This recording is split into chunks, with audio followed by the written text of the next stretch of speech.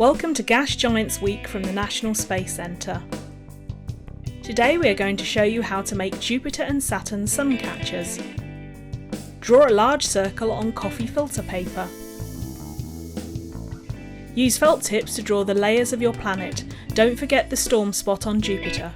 Spray your filter paper with a fine mist of water.